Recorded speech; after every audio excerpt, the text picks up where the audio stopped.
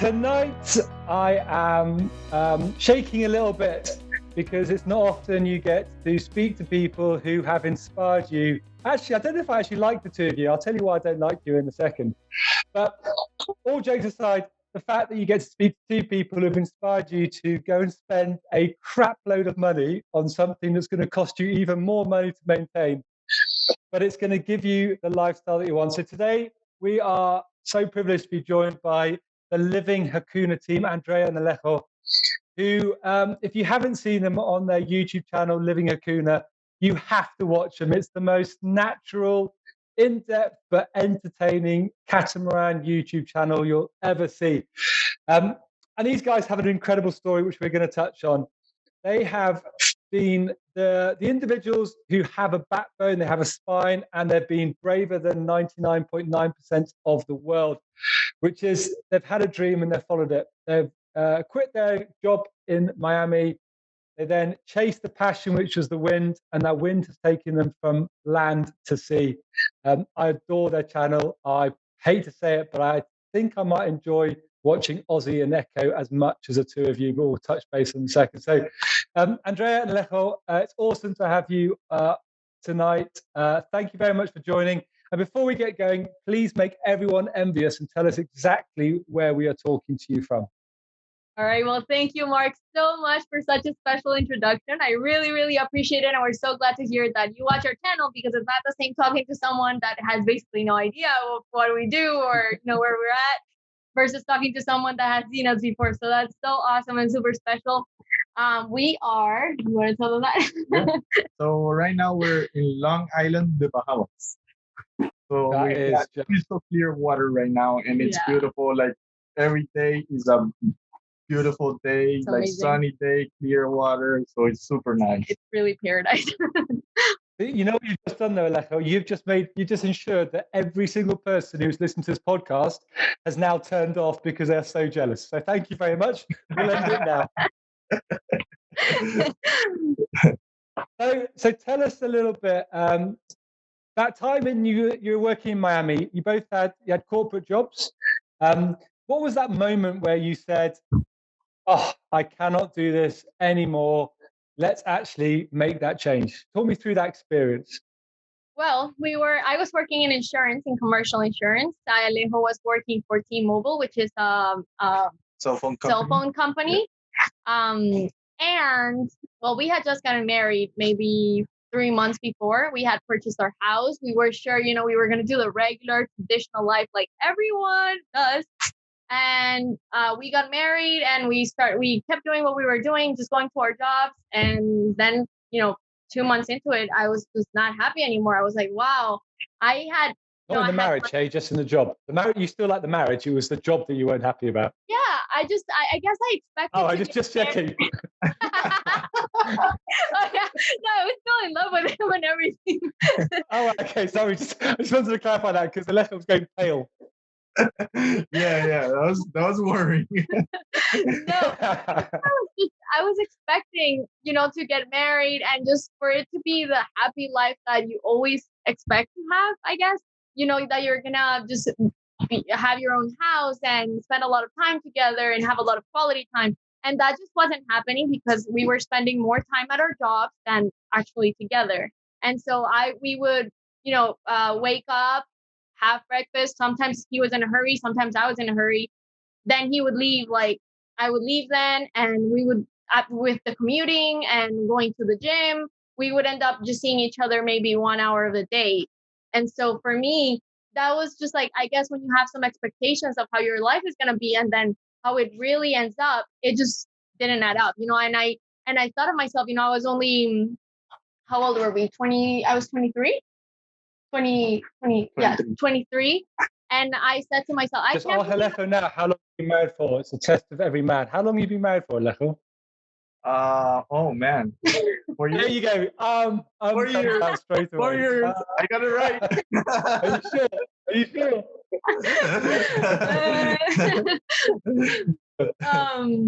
But wait, where was I? I lost it. I have short-term memory loss. You're 23.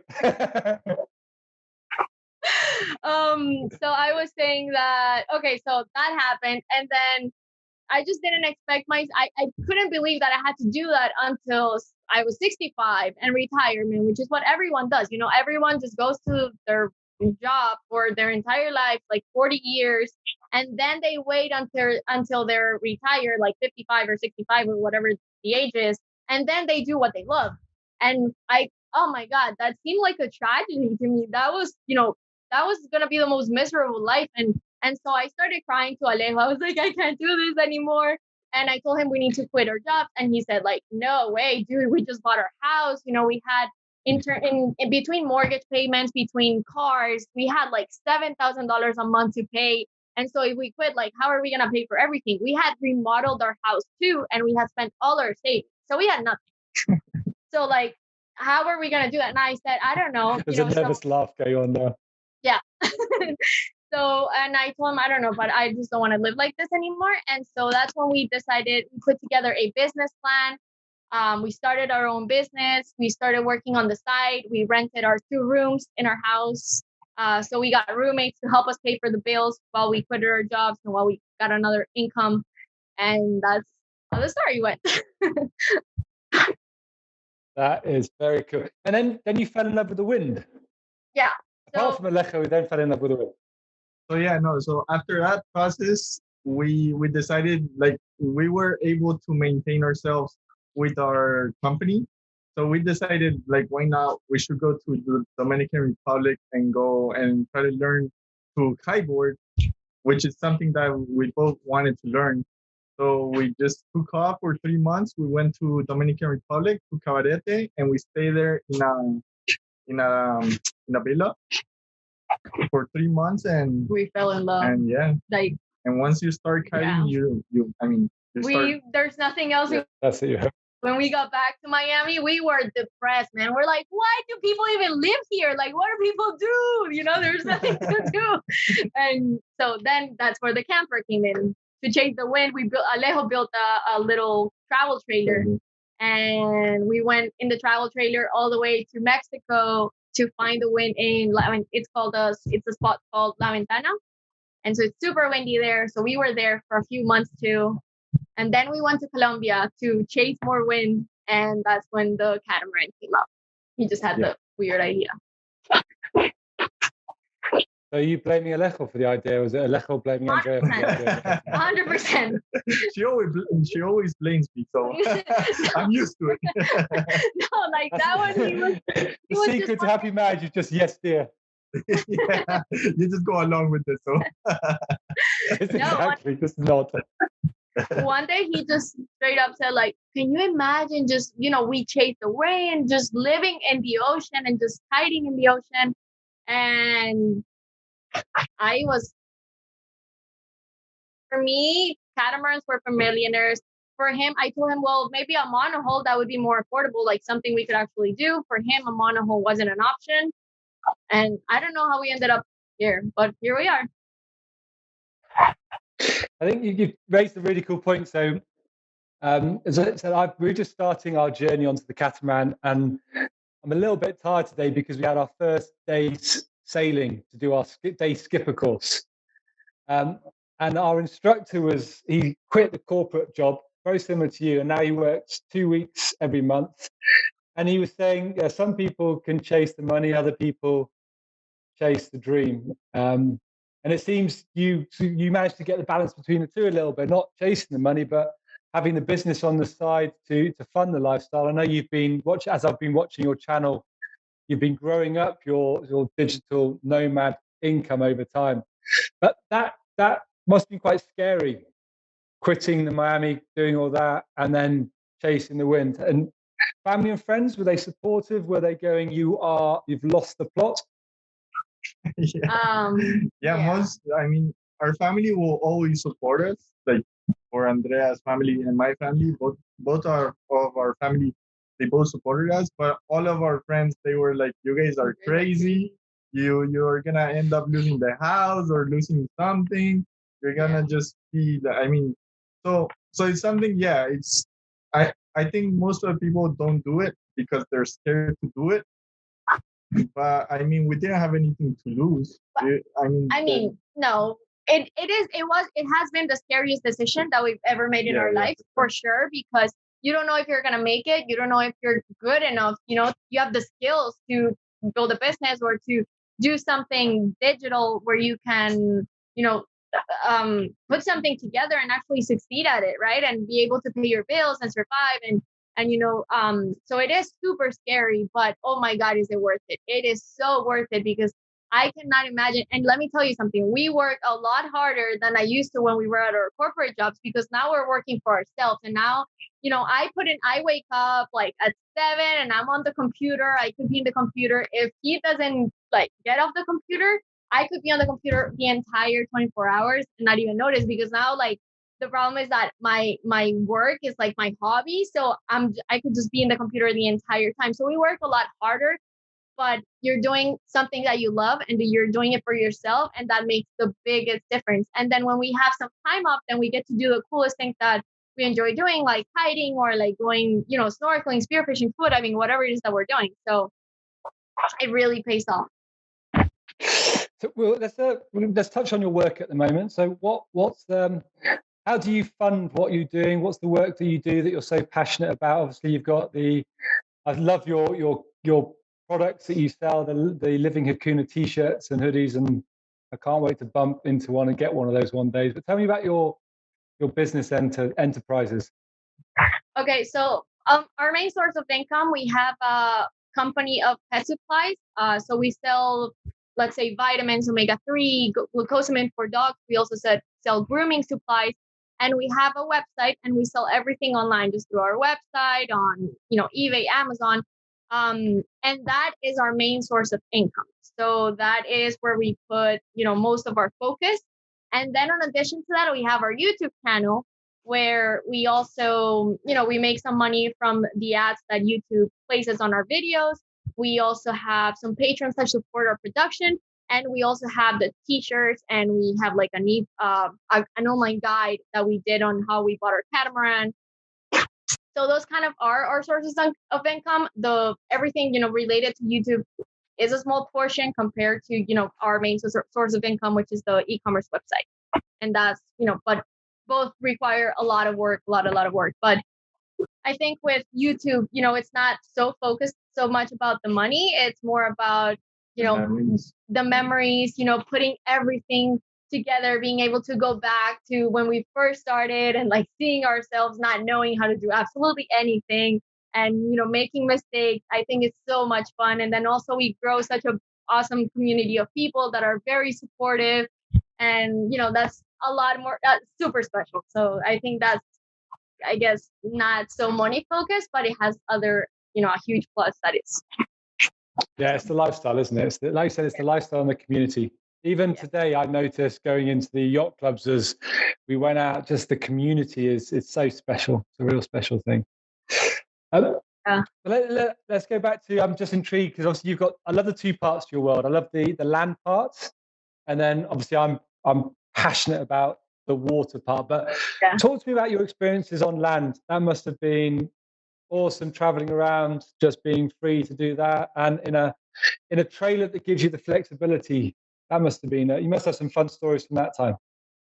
Yeah, I mean, it's a lot different than the boat, and that's how we learn that to value the things like water, energy. Because I mean, like in our trailer, we didn't go to trailer like parks where you just park your trailer and connect it to shore power and water. We were like doing boondocking, and we would go just up to a forest and just park there for 2 days. And yeah, and I mean, we had to get energy from our solar power and water that we had a small 40-gallon tank, so we will make it last for at least 2 days. So you can imagine like 40 gallons to take a shower, to cook, to wash the dishes. So yeah, it's pretty cool, and we learned a lot. So right? I think that's where we learned that we were so much more happier by having like really simple things. And it doesn't seem like it because now we live on a catamaran, but really when we lived in the trailer, it was only 16 feet? Yeah. 16 feet long. And so it only fit like our bed and then each dog. That's exactly how, how big the trailer was. And it was so awesome. We had such a great time. It's like what Alejo said, we learn to value the things that you kind of forget when you live in a house, when you're plugged into the regular life. You don't realize where the trash goes. You don't realize where the water comes from, because everything's so unlimited that you forget like just the basics, I guess. And that's what when you go to this alternative life, is about other things that you wouldn't be conscious about when you're just living in an urban area. I don't know if that even makes sense, but yeah, definitely. It's like the thing I love about camping is when you get in. I find camping and again, I'm going on the boat. It's a little bit like dancing. You start off and you're slightly out of kilt, and then the more you dance, the more you get into the rhythm. And it's a little bit like camping. You start knowing exactly where everything goes. You can close your eyes and you know exactly where to pick things up. I think so. It's a really cool way to do it. For sure. So the move to the catamaran. I can't hold off talking about your Lagoon 420. I've done quite well. We've talked about land, but now let's talk about the real cool stuff. All right. So let's go. First of all, obviously I've got a bit of inside information having watched the videos, but let's tell the audience about how you went about choosing your Lagoon 420. I know you did a really cool video on your 6 top tips for buying, but just how did you pick your boat, and what advice would you give of that journey? Well, I think for us, I think the first thing is people have to choose what's a priority for them, if they want to go with comfort or performance or luxury. And, for us, we were all about comfort because, if we want to feel kind of adrenaline or something like that, we go for kiteboarding. So for us, the sailing was just, okay, we want an apartment in the water. That's kind of what we're looking for. And so we were focused on comfort. And when we looked into the catamarans, we were into Fountain Pajot, Lagoon, Leopard. And for us, what was very important was also we have 2 large dogs, Ozzy and Echo, which you mentioned at the beginning.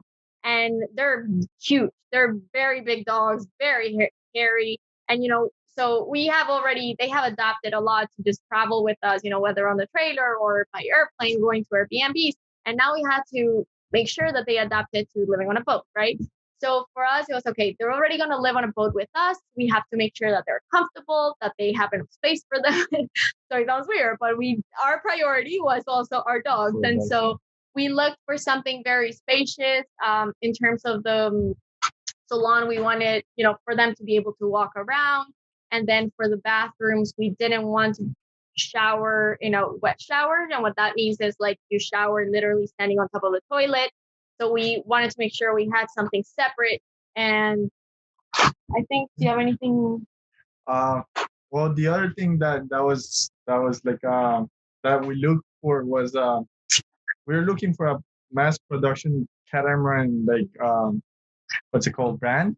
Mm-hmm. Just in case if we didn't like the lifestyle, it will be easy to resell the boat and not lose too much money. Because if we were gonna go with one of the custom boats or something, like once you're gonna sell it, it might take longer, or you might have to lower the price to be able to sell it. So I think that's why we were looking at like Lagoon or Leopard or Fountain Pajot. I think that's one of the biggest reasons, right? Yeah. I'm very glad you keep mentioning Fountain Pajot because it makes me breathe a little bit easier. Yeah. Just keep dropping in Fountain Pajot, then I'm happy. They're really, really nice. I mean, if we wouldn't get a Lagoon, the next option will be a Fountain Pajot. The interior are super nice. Like, So here's a crazy thing that you know all the tips you give on your thing about what to do to buy a boat. Uh-huh. Unfortunately, I ignored everything. Yeah, that tends to happen. I've never spent one night on a catamaran. I've never even seen the boat that we've bought. I have never done anything that you said, and we just got to the stage where we're like, nope, we're buying this boat. So we just bought it anyway. So we bought the Isla 40. That's what we've bought. We've just gone, if it works, it works. If it doesn't, it doesn't. Nice. Well, that's part of the adrenaline of moving from land to boat life, you're just adding something a little bit more, so it's gonna get more exciting once you see it. Yeah. Yeah, okay, exactly. So September's the nerves are going to really kick in. Yeah. And it's going to be a challenge. Don't worry, because we've talked to a lot of sailors, like, and for us, particularly the first 6 months were tough. They were the hardest when you first move on board, but then it starts getting nice and better, and you start, the hard work pays off after the 6 months. So let's talk about those 6 months, because I know everyone thinks like you said, everyone has this thing in their head that you step on board, everything works, everything is plain sailing, and life is absolute heaven. But as you said, the reality is very different. So talk me through your first 6 months. Yeah. Well, I mean, it's so hard, and we try to put this as best as we can on our YouTube channel, that it's not easy, but it's so hard to show people that it's not as I guess as comfortable as it looks, because you see the perfect blue water, clear water, you're just in a nice boat. So it seems like we're just standing and laying on deck all day, but we're really not. Like, we never just kind of lay on deck because we're always doing something. And for instance, the first 6 months, when we purchased our boat, we had absolutely no experience. Like, I had never been on a sailboat before. Alejo, well, he was like 5 years old when he was on a sailboat, so that doesn't count. We had never operated a boat before. We had never been boat owners. We had no clue what we were doing. So it was tough, because we went on a class that was a 1 week class. Like, we literally purchased the boat, and then we had the handover date, and then we're like, oh my God, we just bought a boat and we have no idea how to sail, and we have no idea how to operate. So we just headed to like the sailing school by the Keys, and that's where we took our sailing lessons, which give you a little. They help a little, gives you some basics, but it's nothing compared to having the instructor next to you telling you what to do. When we actually got to our sailboat and Hurricane Dorian was coming, and we had to move our boat for the first time, there were like $1 million yachts right in front of us and right behind us, and we had no idea what we were doing, and we were freaking out. Like, we were about to hit. Alejo wasn't moving the rudder. I was trying to take care of the fenders. The rudder was all the way to the port side, and he was just moving the with the engines. With the engines, and he's like, "Why is this boat not going?" Oh my God, it was terrible. Yeah. And then on top of that, the entire first 6 months, our generator broke. You want to tell them about everything that broke? I mean, everything starts for 6 months. So our generator broke, our inverter broke, our solar power stopped working. What else broke? We didn't know how to use the water maker, so we were without water. The water pump broke like 3 times. Yeah. And you don't know how to fix anything, right? Because we had no idea what we were doing. We had no idea how to fix it. Like, it breaks, and then what do you do? And especially like when the water pump happened, we were in the Bahamas. It was $400 just to get a little box from the US to the Bahamas with parts, because it's so expensive. So I think it's just the learning curve is rough the first couple of months, and it's not what you see again on the YouTube channels like ours, because if you see just the one where let's say kiting in the Bahamas, you don't get to see all the work that happened maybe in the other video, right? But we don't want to get you scared. I mean, it's something that you have to keep in mind. Yeah, it's gonna be a hard 6 months, but it's worth it. But yeah, it's worth it once you get over that stage. And if you put a positive attitude during those 6 months, if something breaks, you just, something just broke, I'm just gonna learn how to fix it, and like just go along with it. You're gonna have a fun time and just enjoy it. And I think that's part of boating life. Most people that buy a boat and they don't, like, during those 6 months, they get frustrated and they'll sell it. I think that's like 90% of the people. It's those 6 months that make you like either you go with it or you sell it. Yeah. So let's talk a happy thought now. And you're not allowed to use the air conditioner, because I know how important the air conditioner is to you. But apart from the air conditioner, what is the best luxury item that you have on your Lagoon 420? The thing that you could never do without. It's not like life-saving like the water maker, but something that's special to you guys. The washer. The washer. There's people that wash with a bucket. Not us. Yeah. We don't do the bucket thing. No way. we're the same. We're putting a washing machine and a dishwasher, and we want a dishwasher. Yeah. Yeah. These hands are not made for washing dishes. No. We're too spoiled for that. Yeah, exactly. These hands are made for cleaning the hull. Yeah. Oh, That's one video I love, when you go down and you're in your full scuba diving. You've got your BCD, everything on, and you're looking happy as anything there. Your compressor seems to be something that's very important to you as well, isn't it? Oh yeah, I mean, it's something that we just got I don't know, 3 months ago, and we have used it a couple of times, and it's incredible. I mean, it's super fun, and we could just go diving anytime. We'll come out and I'll just refill the tanks in 20 minutes. So it's super cool. The next thing I want to talk about, I'm going to have to move my camera a little bit, because there's someone else who's joining us on our boat. What's his name? Is that a girl?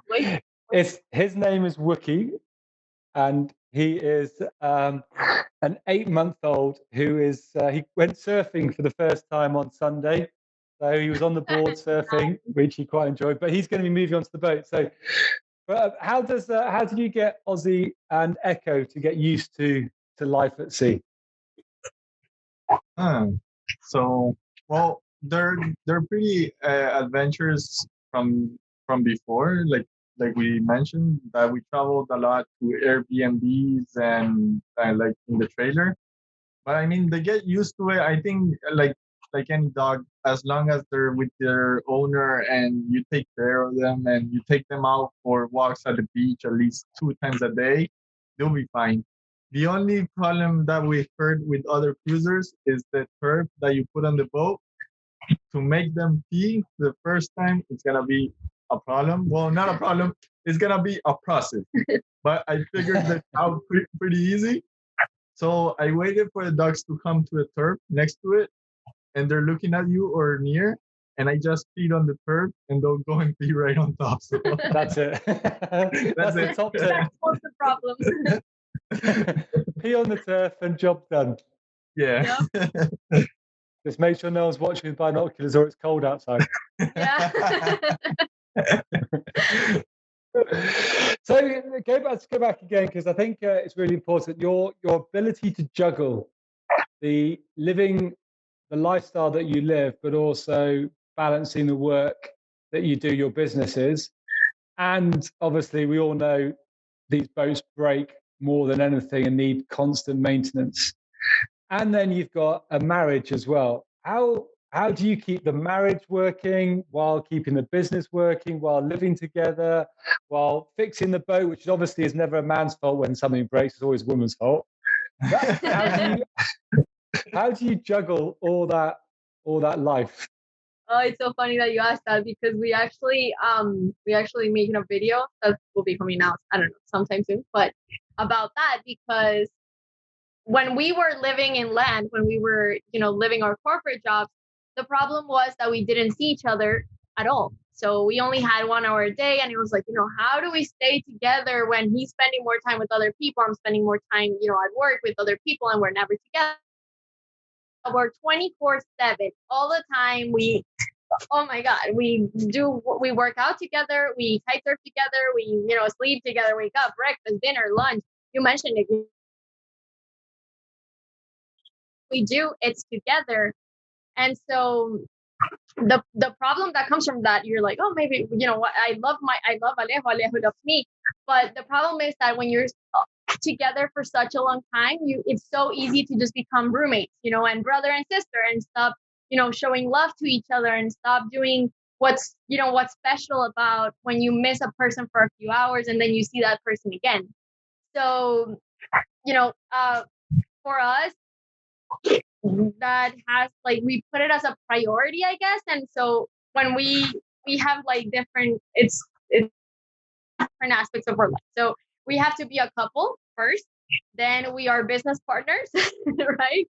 Then, I don't do anything technical on the boat, because Alejo, he's really, really good at it. So, anything that needs to be repaired, he does it. And then if he's doing that, and so I take care of the work aspect, whether it's YouTube or Morkai, and then Alejo helps me a lot on that when he is not doing the boat projects, right? But again, we're married, and we put ourselves as a priority. Yeah, and I think also like something that helped is that we have four routines. So we have the routine, like the normal daily routine, which we wake up, we work out, so we work a little, and then we go like exploring or something. Or we have the other routine where we sell. So when we sell, mostly Andrea does editing, I do the sailing part, and then we have another routine, which is the day after the sale, which I'm pretty tired. She's gonna be tired. So that day we just take it easy. We enjoy it as a couple. So I mean, making routines for your lifestyle, it's like it helps a lot. Yeah, because people get tired of routines when they live a traditional life because they're doing the same thing every day. But when you live this kind of lifestyle where everything changes every single day, you really want to have something stable. So some kind of routine that helps you know kind of what's coming next or how to figure things out, if that makes sense.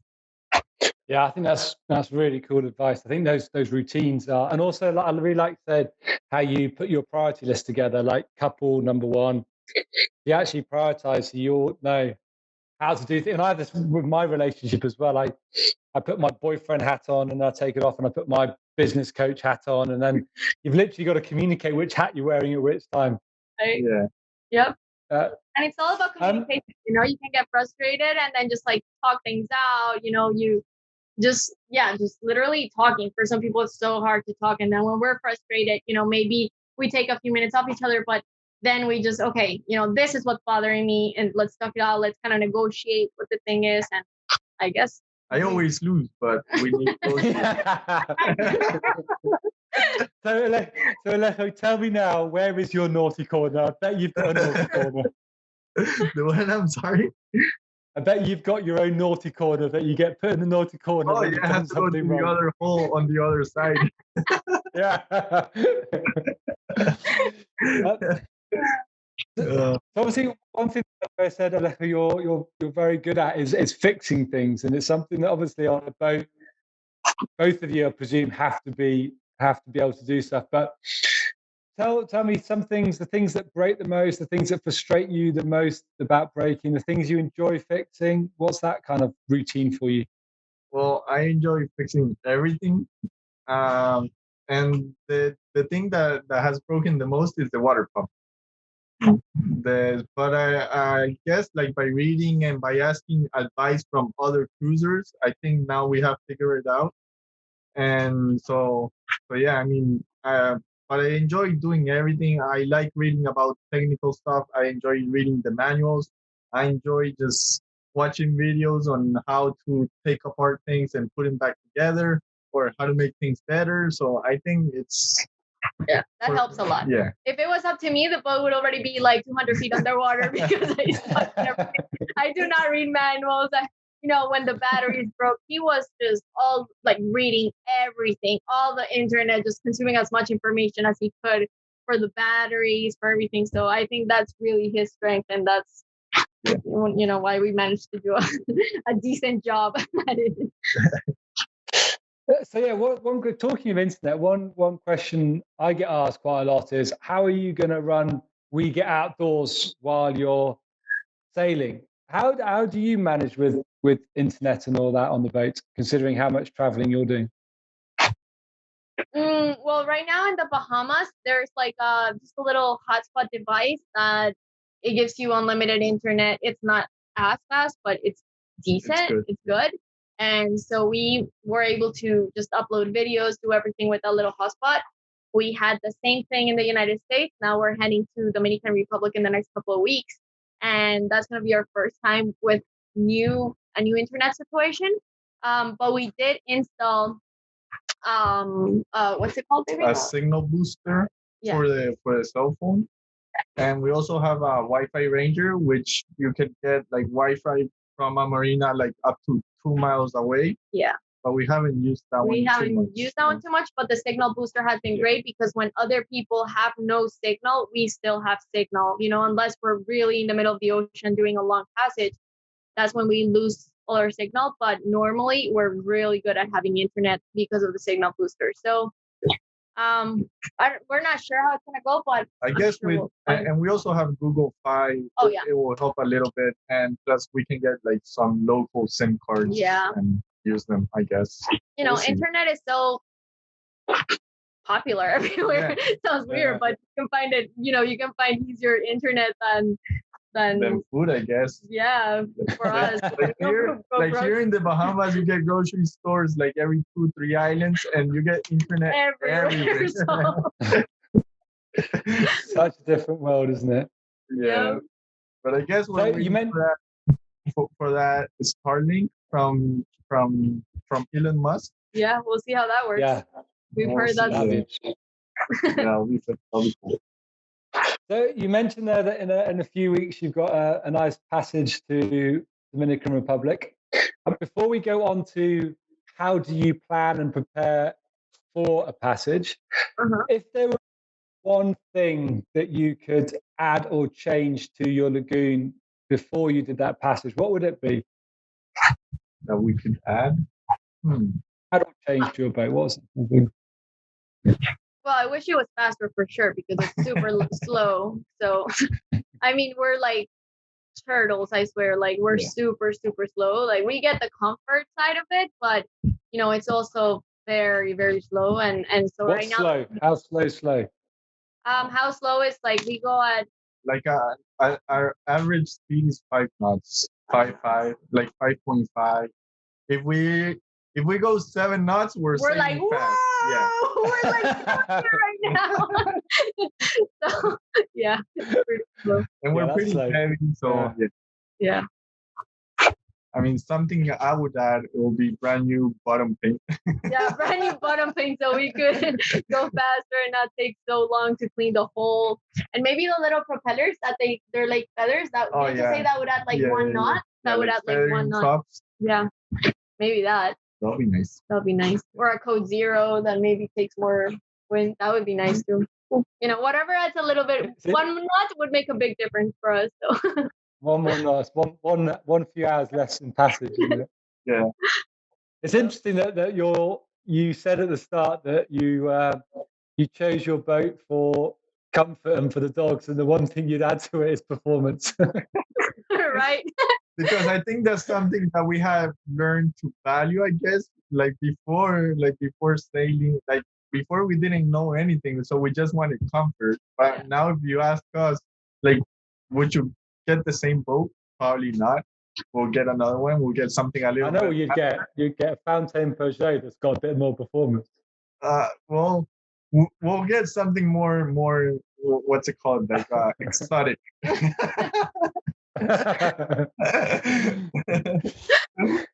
Oh man. So tell me about your Dominican Republic. So just how do you prepare for? So how long is it going to take you at 5 knots, and how do you prepare for that? What's the process for a passage? Well, right now we're just trying to do island hopping to the last island on the Bahamas, which is Inagua, which will be like 180 miles or something to Dominican Republic.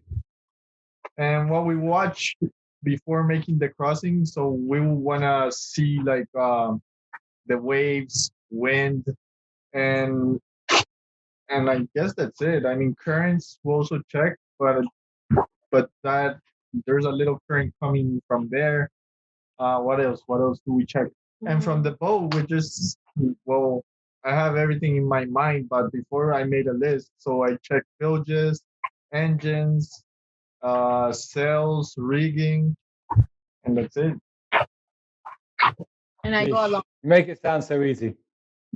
Yeah, I think once you start, I mean, the first couple of passages are pretty nerve-wracking because you're like, okay, I don't know, like when should we reef? When should we have the full main up? Should we go to sleep at night and just let the boat in autopilot or something? Like, You get pretty nervous the first time, but now like crossing like 180 miles, it's it's a lot. It's gonna take like I don't know, like a day and a half or something, because we make like about like 100 miles in 24 hours. So yeah, like a day and almost 2 days. But is that the one to Inagua? No, that will be from Inagua to Dominican Republic. Oh, I thought you said that would be 4 days. No. Oh, never mind. 4 days if we go. You just saved 2 days. Here. Okay, we do it from here. Yeah. So who does the most night watches? No, we do 3 and 3, 3 hours and 3 hours. So, yeah, that's how we do it. Because at first, when we first started, he was doing all the sailing, and he would do like 5 hours, but then he would be exhausted, drained, and so we did one passage, which is it's really it's embarrassing to say, but I'm just gonna say it. We put the autopilot and we're like, okay, let's just go to sleep. Set the alarm every 15 minutes. And then we met with a couple that they've been sailing for like 10 years. And we're like, oh yeah, we did that passage. We just like fell asleep and then wake up every 30 minutes, 15 minutes. And they're like, how can you guys do that? That is so irresponsible. So then we learned that we couldn't do that, because again, we don't know anything of anything. So now we do, like, they told us to do just 3-hour shifts.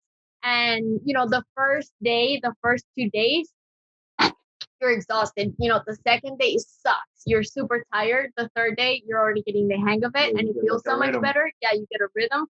And so now we do 3 hours and 3 hours. But, most of the sailing, if he's not tired, Alejo does the sailing. If it's going to be just, 10 hours or during the day, he does it. But if it's night shift, we just do 3 and 3.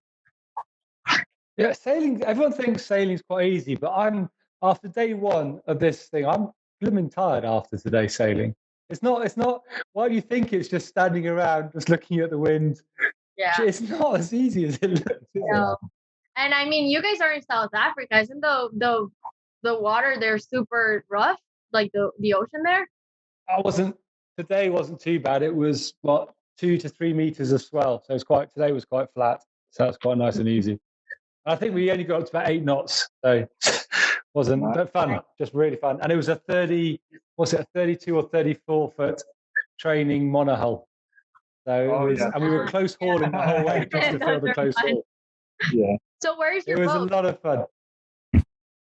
Our boat's being built at the moment in France. Oh, so you're buying a new? Okay, nice.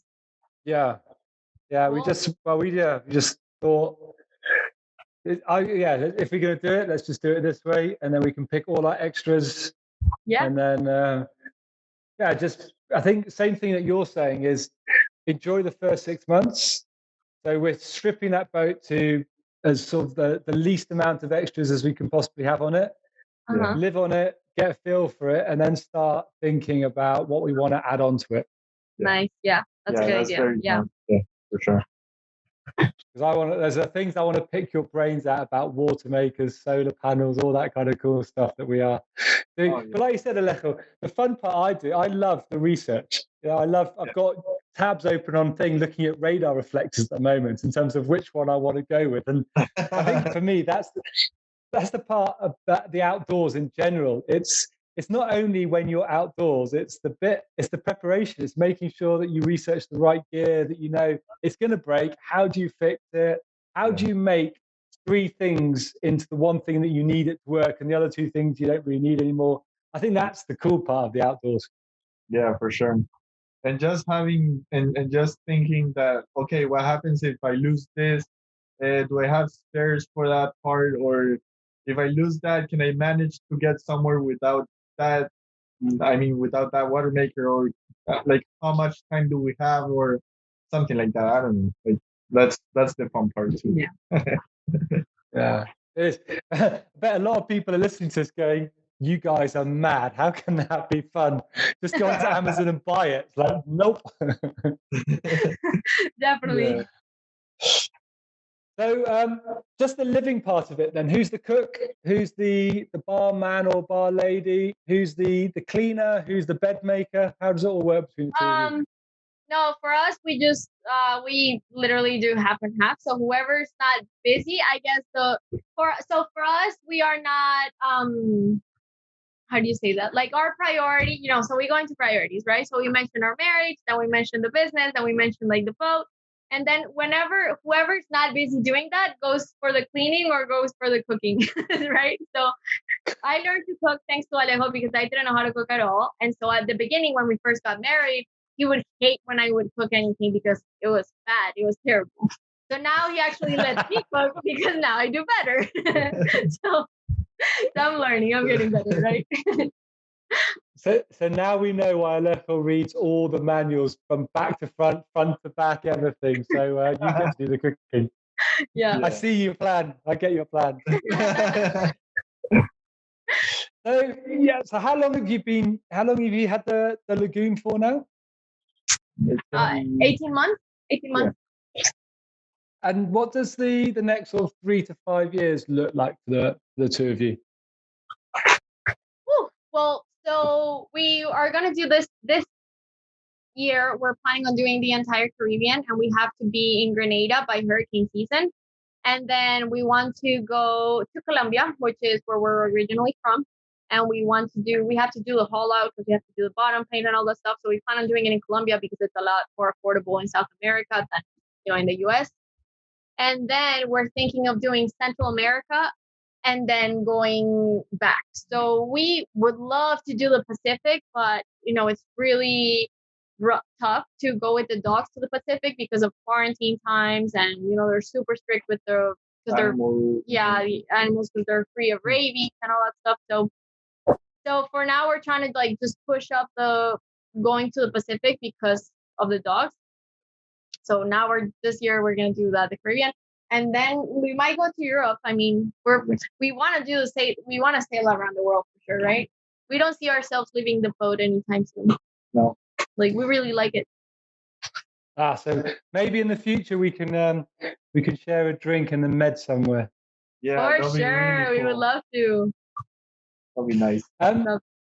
So you've got this.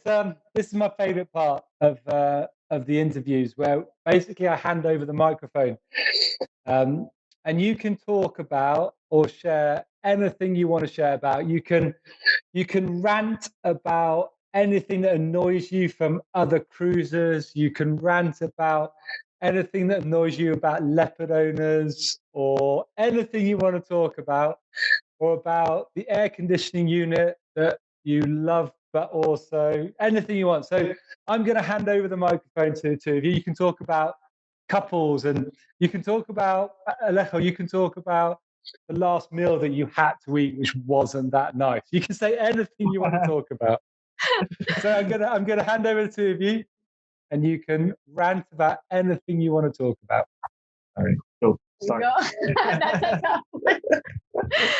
All right, let's think. Well, I think maybe one of the things that we've talked about that has been hard, or maybe just not as expected, is when we have people on board that are not used to living on a sailboat, like my parents, hit my family, or it's so hard because everyone just opens the water and lets the water run. And then, you're like in pain here, just, oh my God, we just made water for like 2 hours. And what is it? I think we did get together when we first bought the boat, and we had friends over. So we had our closest friends over in the boat. And for them, oh, boat party, how cool, in front of Miami, we see all of Miami. And for us, it's like, okay, this is our house, we're inviting them over. And so, we had people spilling drinks, and we're like, oh my God, our brand new boat with drinks. And one of them, she cut her foot, and then there was blood all over the boat. And I am like dying inside. I'm like, oh my God. And so since then, I think for me personally, I have a hard time having people on the boat, just because, again, people don't realize the work behind it, like all the cleaning, anything, if you spill wine, like there goes the fiberglass, it's all of a sudden, it's not longer beautiful white. It's, all ugly now. And, for the water, I don't know. I think so. The space. Like, I think so. Also with the guests is the toilets that they don't know that don't they can't throw paper in the toilet. My God.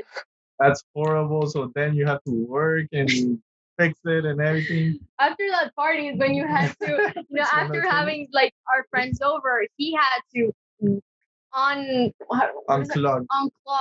the black water tank because someone had put thrown paper or something on the toilet, and so he had to go in the water, pull the thing out, and then there's poop all over the plate. It's terrible. Yeah. It is terrible. So having guests over is really it's tough. But what else? Do you know what you have to say now, though? You have to finish off by saying, "But we love you all so much. We love our family so much, and all our friends are so amazing." Yeah, that's sweet human. I've just saved you, by the way. I've saved you. I know, right? I was thinking in my head, I'm like, well, I hope they don't listen to this interview because they're gonna know who did that. Yeah, exactly. But it's an interesting thing, and so I've got one now I've made up a little rule. Anybody who's going to come onto the boat has to send through or bring a music playlist. That's my rule I've made up for my boat. That's good. Nice. That's a good one. Yeah, for sure. I have to bring a playlist. But it's interesting, isn't it? Like you were talking earlier as well about just the two of you. So it must be such a weird space to be in where you get into your routine and your rhythm, and then other people come in, and it just must, even though you love them and they're friends and family, it must blow your mind a little bit. Yeah, for sure. I think Alejo's family doesn't visit us, but my family, we're very united with my family. And so they visit us. We see each other pretty often. And the first time when you go through stages with the boat. When you first buy the boat, you're trying to learn everything. No, when you first buy the boat, you're super careful. So that the first week, we were like polishing the boat, washing it every other week, every week.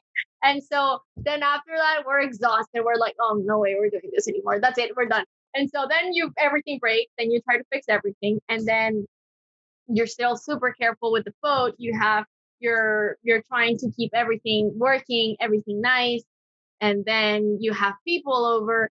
You're trying, you realize that nobody understands the work behind it. So everyone, they leave the computer plugged the entire night. They leave the cell phones plugged because unlimited energy in their house, not here. Unlimited water, not in a boat.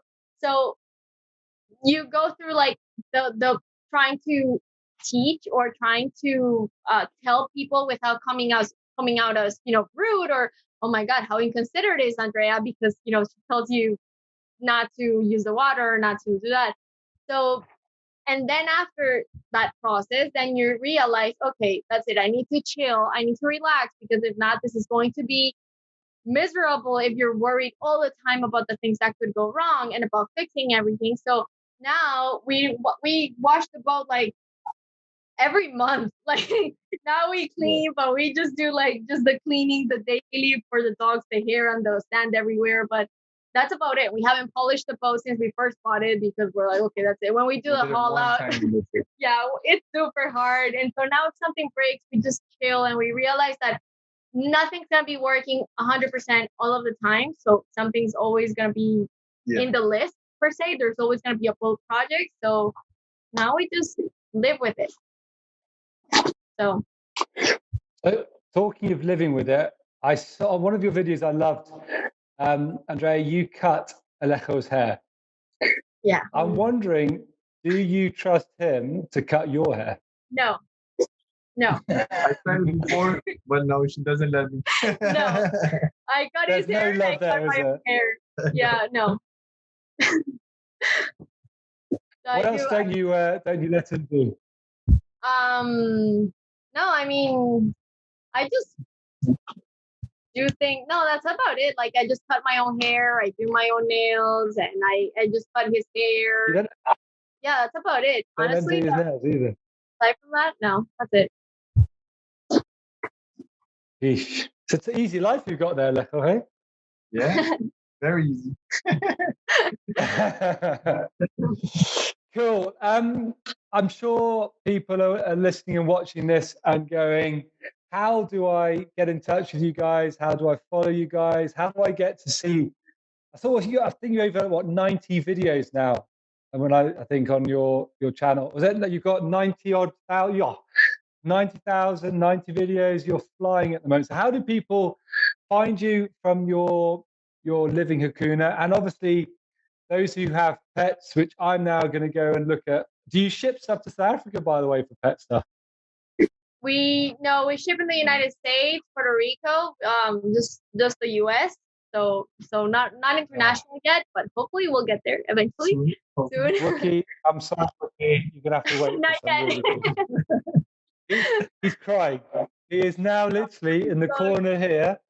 He is crying. Look how much he is so upset. He's fallen over with shock. That's literally what Ozzy does the entire day. They just lay there. Sorry, say again? That's literally what Ozzy does the entire day, just on deck, just letting the breeze and laying down all day. So he's gonna love it. If he loves sleeping, he's gonna love it in the boat. He is. He loves it. But what's the name of the company, the pet company? The company is called, our pet company is called Mokai, MOKAI, MokaiPaws.com. And also on our YouTube channel, you can find us as Living Hakuna. We're also on Instagram, on Facebook, just Living Hakuna. And yeah, that's where we share kind of everything about our lifestyle, from the adventure, the fun stuff that we do, the not so fun, we try to be just pretty transparent about everything and how we live our life in the boat. Yeah, I think so. I'd like to thank both of you. I think I'd like to thank you for exactly what you've just said, Andrea, which is the transparency. There is when I watch your videos and your YouTube channel, there is no airs and graces. What you say is what you do, and I can see in your faces the highs and the lows when you have to jump into that cold water to go and clean the hull. You really, really don't want to do it, and I love the fact that your channel brings that out. I'd like to thank you.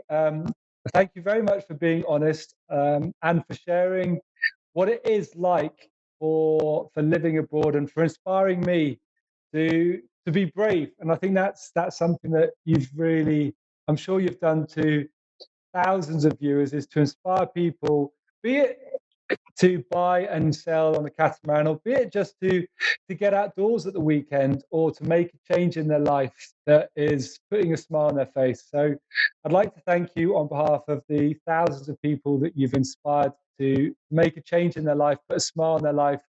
And I'm pretty sure, because of your channel and because what you're doing, both 4 legs and 2 legs, there are many, many people who are very grateful for meeting you either online, face to face, in your channel, and for what you do. So I'd like to thank you on behalf of everybody for Living Hakuna, for Mokai, and everything you do. Thank you so much, Mark. Really, what you're saying is so, so special, because, at some point, other YouTube channels inspired us to be where we're at right now, because I wouldn't have done it without seeing someone else go through it and seeing someone, inspire me to do it. So it really means a lot that, that we're doing the same thing for you or for someone else. It's really, really awesome. And it's so great to hear that. And for anyone listening, just don't be scared and don't let fear hold you back, because sometimes, fear can really can limit us to do so many things that we really, really want to do. And sometimes whenever you're scared, it really means that you should do it even more. You should push to it and do it even more. So just do it. And whatever the plan is, whether you're going to, I don't know, sell everything and buy a boat, or maybe it's not a boat, maybe it's a van, or maybe it's an RV, or travel around the world with a backpack. Who knows? Everyone has their dreams, and it's completely different. It looks different for every one of us. And just following those dreams, it really, really pays off. It really, when you look back, it's totally worth it. Totally worth it. Yeah. Well, I look forward to, hopefully in the not too distant future, we can cheers to that with a cold beer, glass of wine, gin and tonic on either the back of in the cockpit of your boat or in the cockpit of our boat. That is awesome. Totally. We look forward to it. What will be the name of your boat so we can keep track of it? It's going to be called Benvenuti. Benvenuti. Okay. Cool. Which means welcome in Italian. Nice. Are you coming to the Caribbean or are you going to stay in the, oh, you said the Mediterranean, right? First? Because the boat I think because we're so green, I think we'll stay in the Med for a couple of years and just get all our experience and get used to that. And then the plan would be after a couple of years of experience, then do an Atlantic crossing and then come to the Caribbean and then spend some time in the US. So, yeah. Well, we will see you somewhere around the world in our catamaran. We'll meet somewhere. We don't know where, but we'll meet somewhere. God, the Living Hakuna Benvenuti show. Yup, totally. Awesome. Okay. Thanks a lot for your time, guys. Thank you for having us. Thank you for having us, Mark.